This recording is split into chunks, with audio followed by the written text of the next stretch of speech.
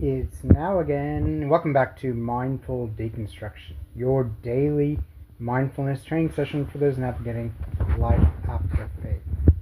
My name is Jeremy West, your host, and today we're diving into a topic that I know resonates with many of you: the frustration of dealing with standard Christian phrases during deconstruction. Phrases like, "I'll pray for you," "God works in mysterious ways," or "we're all sinners who need Jesus," or even "bless you," can feel like abrupt dead ends in what could have been meaningful conversations.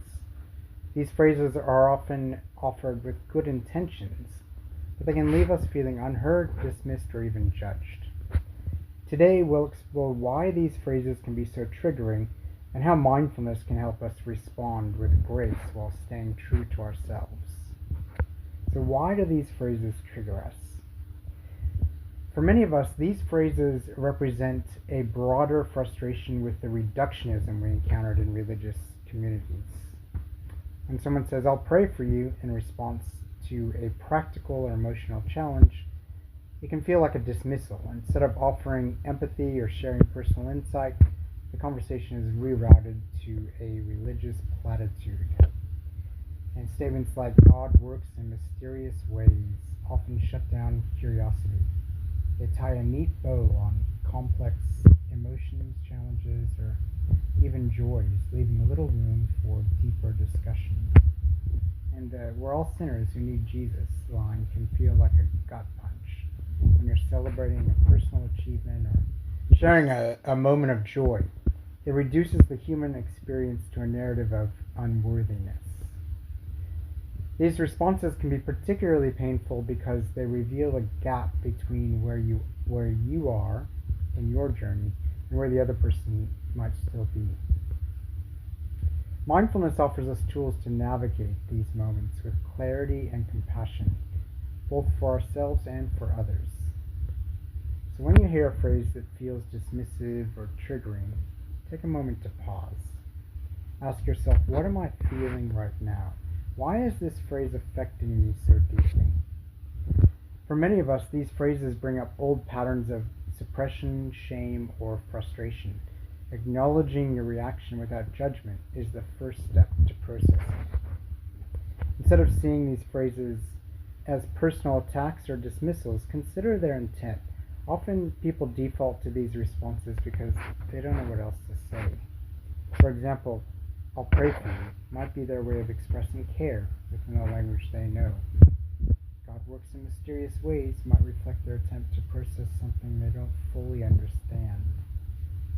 This doesn't mean you have to accept or agree with the phrase, but reframing it can help you depersonalize the interaction. You can choose how to respond in a way that aligns with your values. You can redirect the conversation by saying, "Thank you, I was actually hoping to hear how you've handled similar situations in your own life." You can gently challenge. "I used to say that a lot too. Now I find it more meaningful to explore the deeper questions behind moments like this with you." And you can set boundaries. If the interaction feels unproductive or draining, it's okay to step back.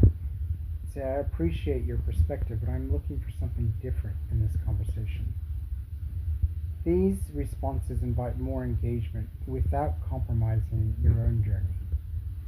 One of the hardest realizations during deconstruction is that not everyone in your life is ready or able to meet you where you are.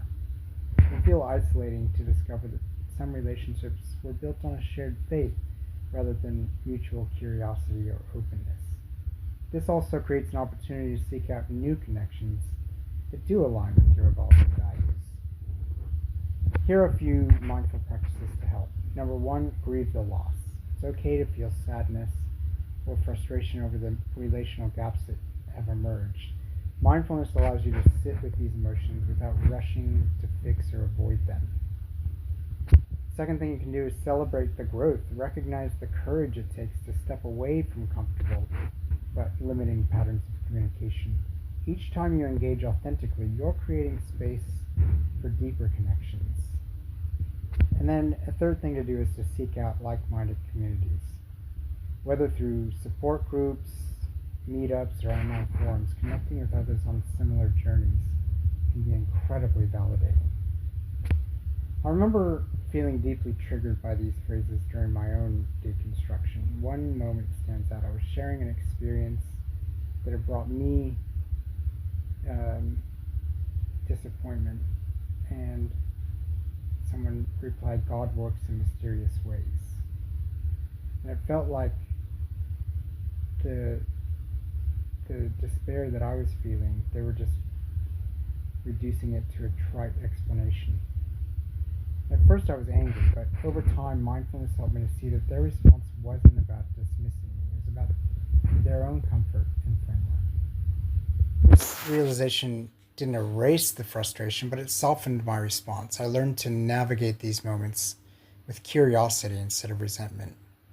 If this resonates with you, you might make today's daily intention: how many more ways can I meet triggering conversations with curiosity and authenticity even more?